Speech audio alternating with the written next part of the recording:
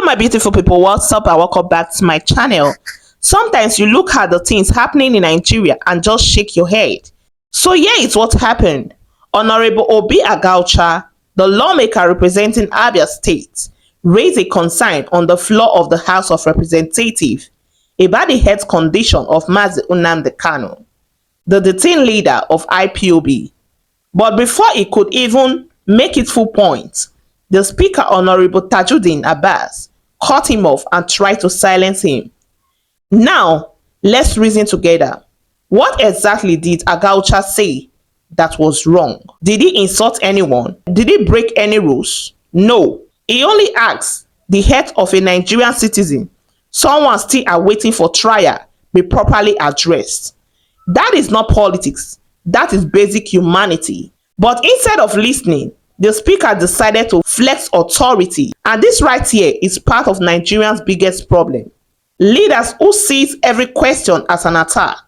The truth is, democracy cannot grow when the people elected to speak for us are being told to keep quiet on the floor of the same house that's meant for national dialogue. Let's be honest, it doesn't matter whether you like or dislike Nnamdi Kanu.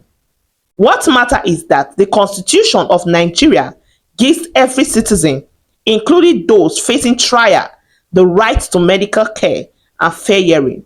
That is not a favor, it is the law. And that is the part many people don't get. Because this isn't about supporting Kanu ideology. It is about protecting the ideas of justice. If the law can be ignored for him, then it can also be ignored for you tomorrow. That is why this conversation matters.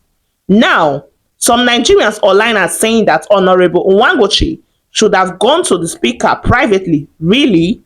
Since when did issue of national concern become private talk? The House of Representatives is a public platform for open debate.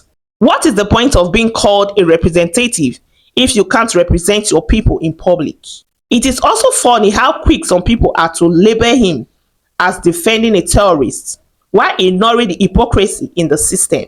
You can't speak unity and fairness while practicing selective justice. That is like trying to build a house with one hand and burning it down with another. It doesn't work. Let's give credit where it's due. Honorable Obi Agwuocha showed courage in a system where most politicians prefer to stay silent and protect their comfort. This man chose to speak up. It may not have pleased everyone, but he did what a true lawmaker should do. Speak for the people, even when it is uncomfortable. And instead of attacking him, we should be asking ourselves, why is it so hard for our leaders to handle criticism maturely? What kind of democracy shut down voices asking for accountability? Because when freedom to speak starts to shrink, it is a sign that democracy is losing its breath. The government should handle this issue the right way by obeying the court order, providing adequate medical attention, and allowing the legal process to continue. That is what will bring peace, not intimidation or silence. Let's not forget, when people feel unheard, frustration grows. And when frustration grows, instability follows. So if truly the goal is national peace, then fairness must be the first step. Now, this doesn't mean we are supporting violence or any unlawful activity. Not at all. What we are saying is simple. Justice should be consistent. Whether you are from the north, south, east, or even west, the law should treat you the same. Because once justice becomes selective, unity becomes impossible. What happened between Agwuocha and the speaker is a reflection of the bigger problems in Nigeria. Leadership that prefers silence over accountability. And that is why so many Nigerians feel disconnected from those they elected. The people watching from home, the traders, the students, the civil servants, they are tired.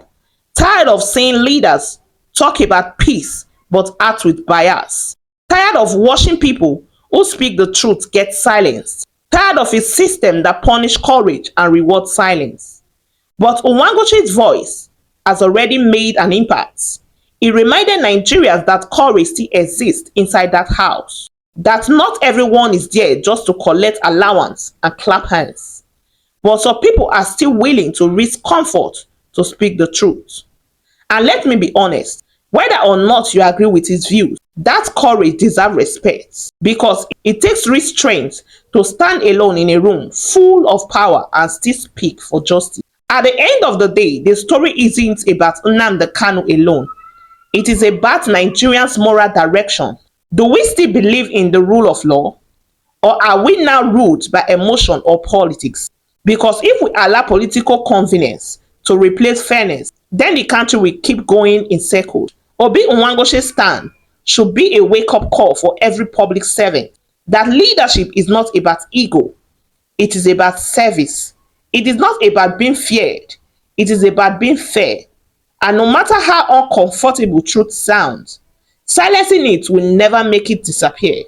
So yes, the speaker may have tried to shut him down, but the message has already gone out. Nigerians are watching, the world is watching, and the history will always remember those who stood up when others stayed quiet.